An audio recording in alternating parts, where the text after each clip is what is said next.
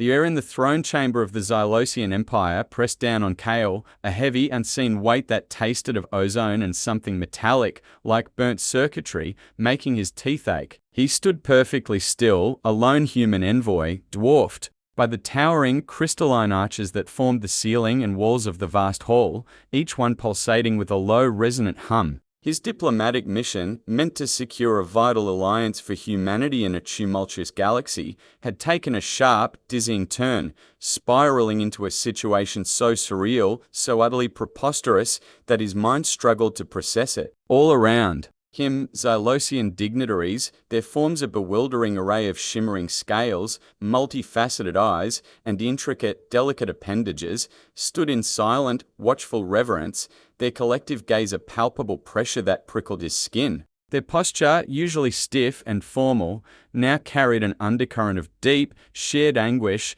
a desperate, almost palpable sorrow that radiated from them like heat. He'd learned enough about Xylosian culture to know that this widespread despair stemmed from one source, the hatchling, the royal heir, whose inexplicable, agonizing torment had plagued their entire civilization for weeks, its telepathic wails echoing not just through their minds, but through the very fabric of their highly sensitive society, causing disruption, fear, and a chilling sense of impending doom. He had heard the distant, muffled echoes of those cries even within his shielded quarters, a raw, primal anguish that cut through the scientific analysis he usually applied to alien phenomena and touched something ancient and vulnerable within him. Then, Queen Zalera entered, gliding with an unsettling grace from a shimmering portal at the far end of the chamber. Her presence filled the already immense space, pulling every atom of attention towards her. Her form was more regal, more intensely iridescent than any other Xylosian present, her scales shifting through every conceivable hue of emerald and sapphire, her multifaceted eyes glowing with an inner light that seemed to pierce Kale's very soul. She settled onto a throne that seemed to grow organically from the chamber's floor, its surface sparkling with embedded crystals. A silence so profound descended that Kale could hear the rapid beat of his own heart, a frantic drum against the backdrop of an alien world. Her voice, when it finally came, was a complex symphony of clicks, whistles, and deep, guttural tones, seamlessly translated by the comm implant nestled discreetly behind Kale's ear. It was a voice that commanded obedience, a voice that had quelled rebellions and navigated intergalactic treaties. But now it carried an unmistakable tremor of something else, profound weariness, a desperate plea hidden beneath layers of imperial authority. Human, she began, her many eyes fixing on Kale with an intensity that made his breath catch in his throat. Your species is relatively young in the galactic tapestry, yet it is spoken of with a peculiar reverence for its unique capacity for emotional resonance. We, the Xylosians, pride ourselves on logic, on order, on the mastery of thought. Yet, in this, we are lost. My hatchling, the future of my lineage, the very heart of my people, suffers a torment beyond our comprehension. A sorrow that threatens to unravel the delicate tapestry of our entire civilization. Our most revered healers, our most potent mystics, our most advanced technological solutions all have failed. We have plumbed the depths of our knowledge and found nothing but despair. The words hung in the air, heavy with unspoken tragedy. Kale felt a cold dread creep up his spine.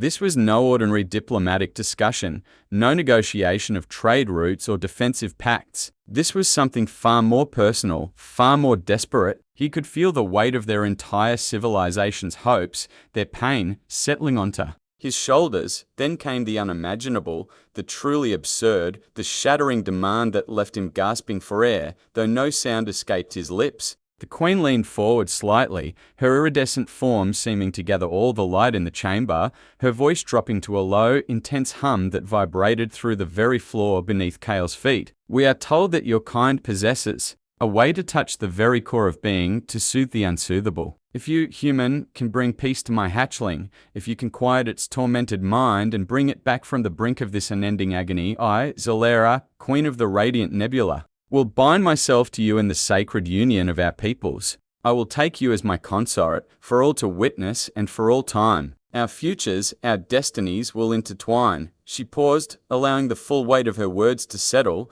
to sink into every corner of Kale's astonished mind. The implications were staggering beyond anything he could have conceived. Marriage to an alien queen? not for political gain, but as a reward for a task that sounded utterly impossible. He was just an envoy, a negotiator, not some legendary healer or mystic. The very idea was ludicrous, yet deadly serious, and then she delivered the devastating counterpoint, the stark reality of his precarious situation. Her multifaceted eyes hardened, losing their desperate glow, taking on the cold, unyielding glint of command. But understand this, human. If you fail, if the hatchling's suffering continues, or if your attempts cause further distress, your mission, your entire presence on our world will cease. Your life, and perhaps the future of your species' relations with the Radiant Nebula, will end here. There is no other path for us. This is our last hope. The air seemed to grow even heavier, crushing Kale with the impossible choice laid before him.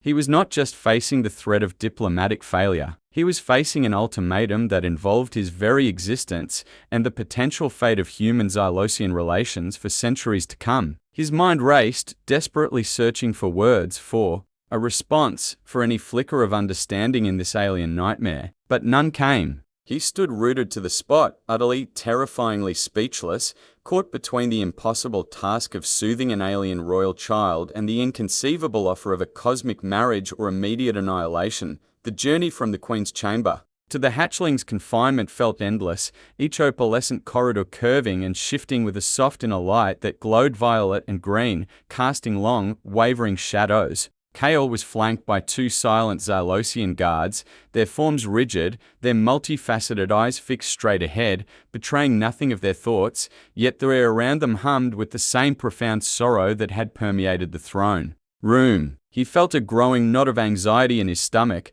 a cold dread twisting with the sheer absurdity of his situation. He was a diplomat, trained in rhetoric and interspecies negotiation, not a child soother, especially not for an alien heir, whose suffering could apparently destabilize an entire empire. Every step brought him closer to the unknown, to the heart of the Xylosian despair, and to the impossible task that now lay solely on his shoulders. He considered the sheer enormity of the Queen's ultimatum, the impossible stakes his life, humanity's standing, all hinging on his ability to perform a miracle that even the advanced Xylosians couldn't achieve. His heart thumped a frantic rhythm against his ribs. Finally, they arrived at a massive, shimmering portal that dissolved at their approach, revealing a vast circular chamber, bathed in a pulsating violet light that made Kale's vision swim. The air here was even heavier, charged with a palpable tension, a raw, psychic static that felt like a physical weight on his chest, pressing down, threatening to steal his breath. In the very center of the chamber, surrounded by an intricate array of Xylosian diagnostic and containment technology, lay the hatchling. It was a creature Kale had only seen in holographic projections before, and the reality was far more disturbing.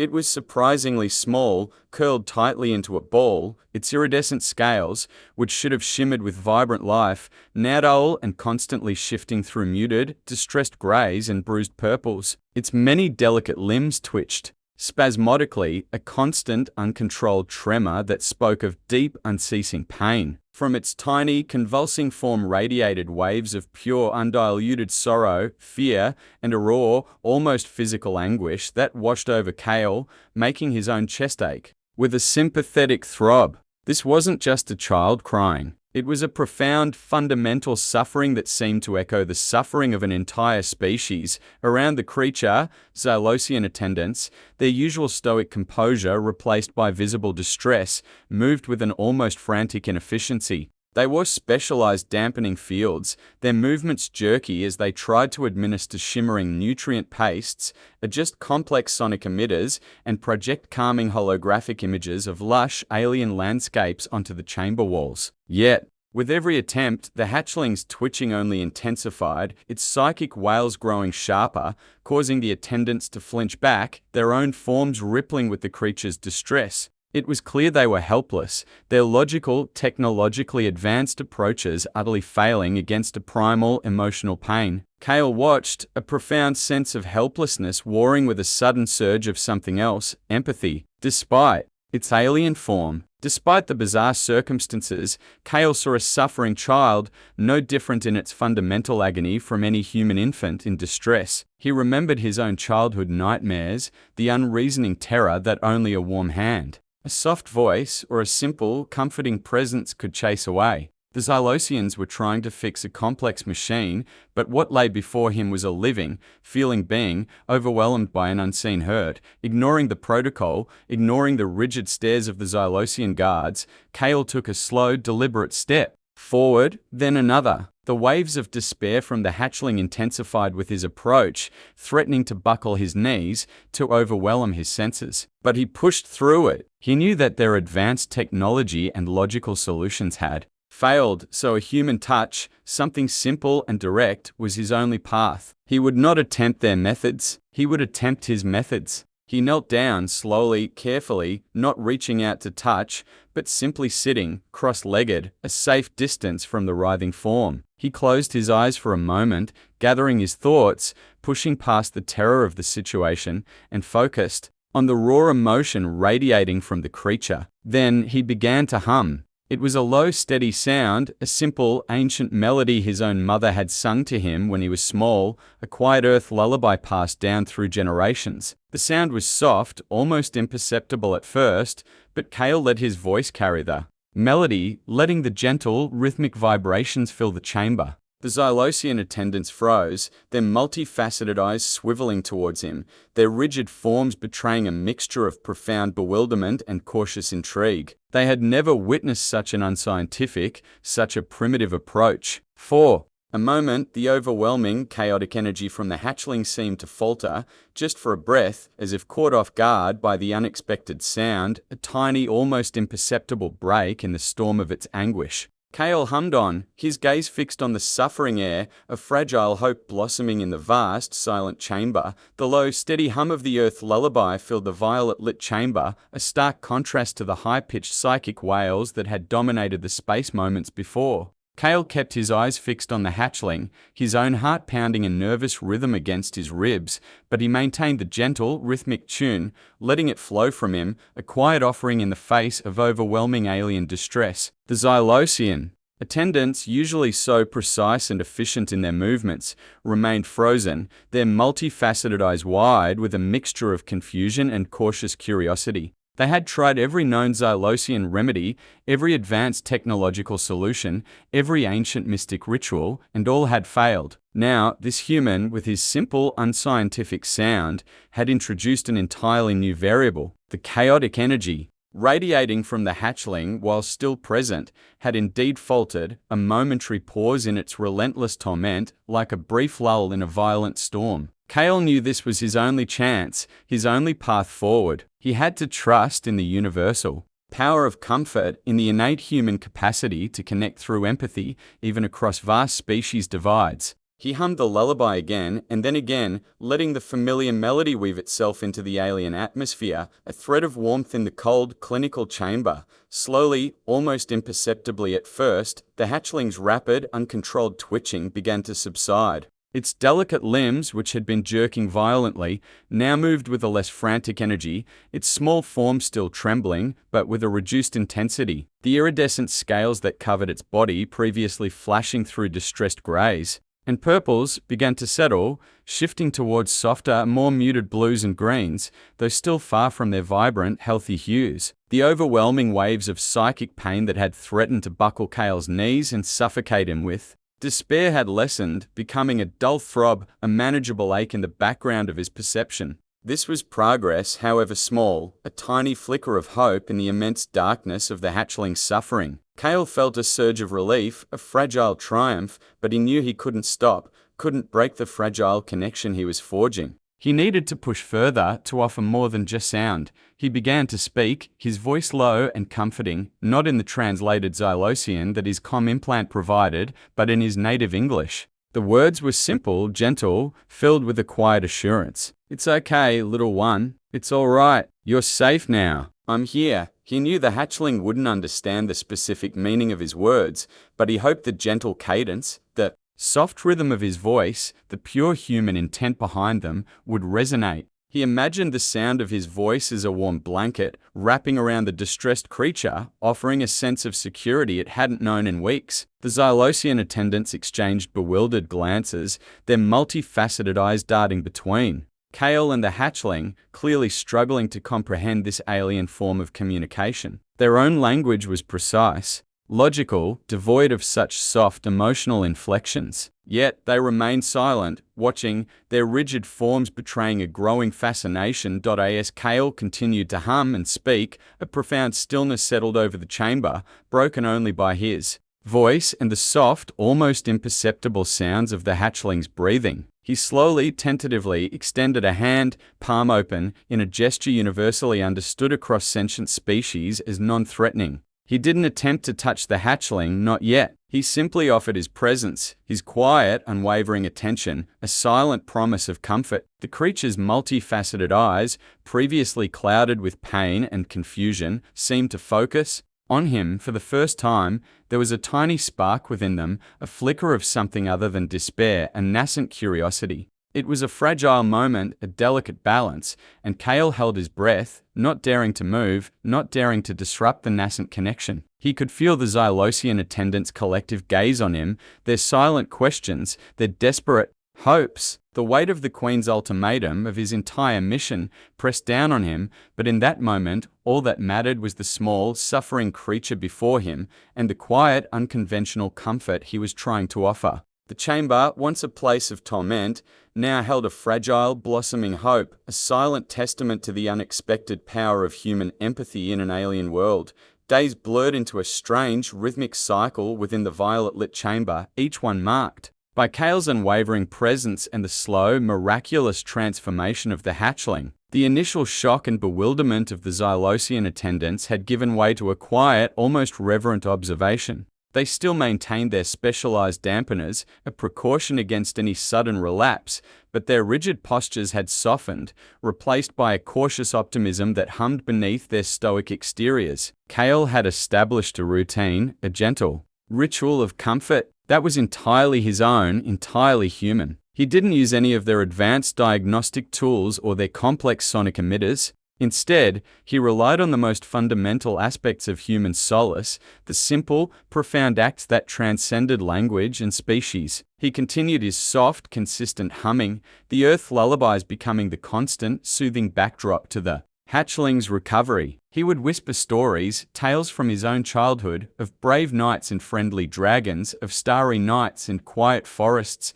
his voice a low, melodic murmur, even though he knew the hatchling couldn't understand the words. It was the cadence, the warmth, the pure, unwavering intent behind them that mattered. He also began to sketch. Using a compad, he would draw simple, comforting shapes and scenes. A rolling earth hill, green and peaceful. A calm ocean, its waves gently lapping at a shore. A smiling human face, its features soft and reassuring. He didn't aim for artistic perfection, but for emotional resonance. He wanted to convey safety, tranquility, and a sense of belonging. The hatchling, now visibly calmer, its tremors having subsided to almost nothing, would watch him with a newfound fascination, its multifaceted eyes tracking the movements of his stylus across the glowing screen. Its scales, which had been so dull and distressed, now shimmered with soft, healthy pastels, a testament to its slowly returning well-being. The psychic wails had diminished to soft whimpers, then to gentle cooing sounds, a melodic alien purr that filled Kale with a quiet triumph.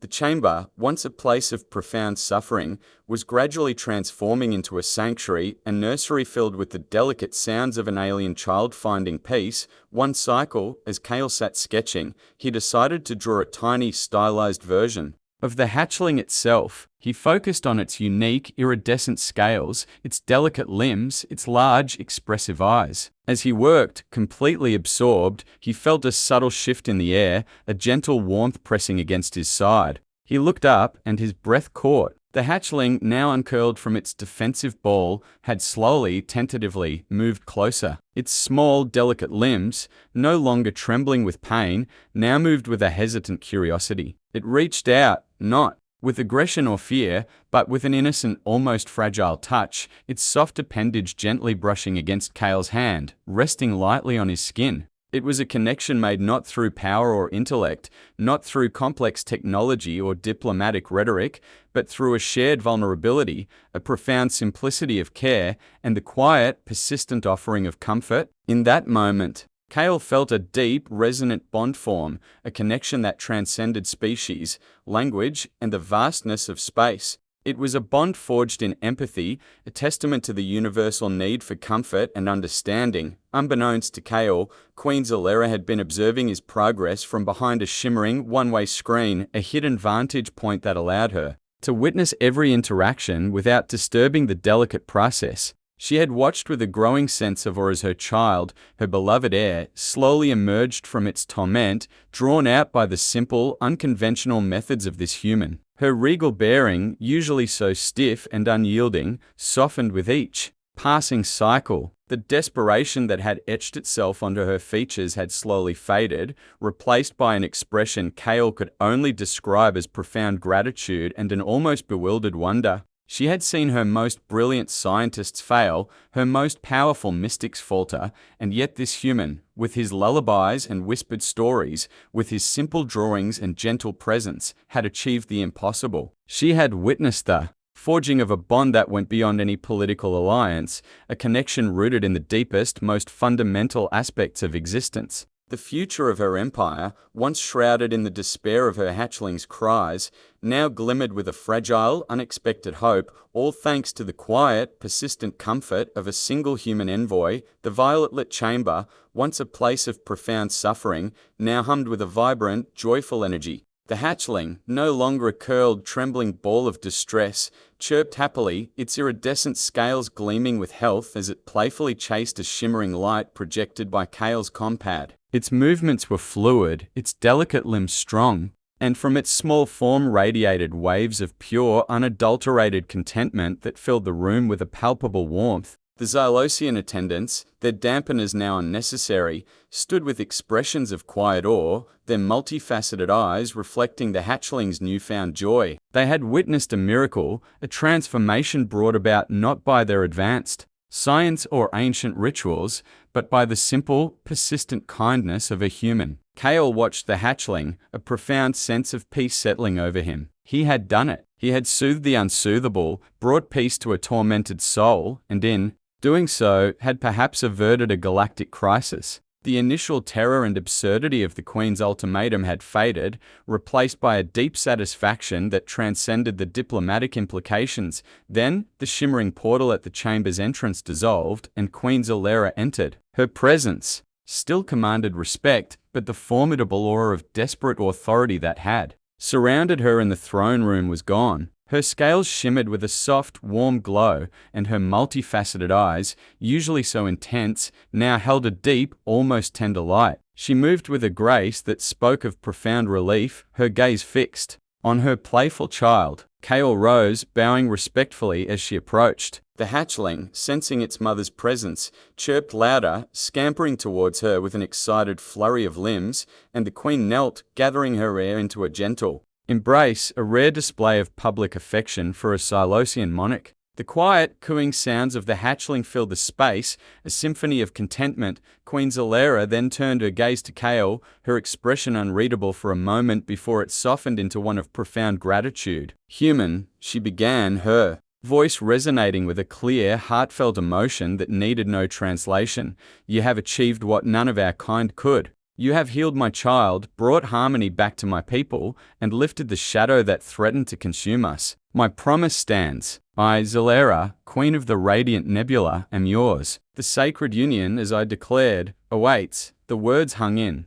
the air, heavy with the weight of an empire's gratitude and the staggering reality of her offer. Kale looked from the serene, playful hatchling to the expectant queen, then back to the Xylosian attendants, whose collective gaze was now filled with anticipation. The thought of such a union was still mind-boggling, a testament to humanity's unforeseen impact on the galactic stage. He knew the strategic advantages, the immense power and influence such a marriage would bring to humanity, securing their place among the stars. It was an offer that any diplomat, any leader, would seize without hesitation, but Kale had spent days in this chamber, not as a negotiator, but as a caregiver. He had seen the raw, universal pain of a child in distress and the desperate love of a mother. He had understood something deeper now. The Queen's desperation was not for power, but for her child's well-being. The true bond forged here was not one of political convenience, but of shared empathy. He took a slow breath, his mind clear. He bowed respectfully once more, his gaze meeting the Queen's. "Your Majesty," he began, his voice firm yet gentle. Carrying the weight of his conviction, "I am deeply honored by your most generous offer. It is a testament to the profound connection we have forged. However, the greatest bond achieved here is not between a man and a queen in personal union, but between two species who have learned that empathy transcends all barriers, all forms, all logical constructs. This act of comfort, this healing, is far more powerful as a foundation for our alliance than any personal contract could ever be." He extended his hand slowly, not in a gesture of acceptance for marriage, but for a handshake, a simple, universally understood symbol of mutual respect, understanding, and partnership. "Let this act of compassion be the cornerstone of a new era of peace between our peoples," he continued, his voice resonating with a quiet strength, a testament to our shared humanity, and a beacon for the galaxy. "Let it be a bond of alliance, of friendship, of mutual support, not just a personal union." The Queen, after a moment of surprised silence, her multifaceted eyes searching his, slowly, reverently, extended one of her delicate appendages. Her touch was soft, warm, and surprisingly firm as she took his hand. It was not the binding of a consort, but the clasp of an equal, a gesture that spoke volumes without a single word. The Xylosian attendants, witnessing this unprecedented exchange, rippled with a collective, silent acknowledgement. The future, once uncertain and fraught with tension, now stretched before them, gleaming with the promise of a truly extraordinary alliance built on the most unexpected of foundations, a human's touch and the simple, profound act of soothing a child.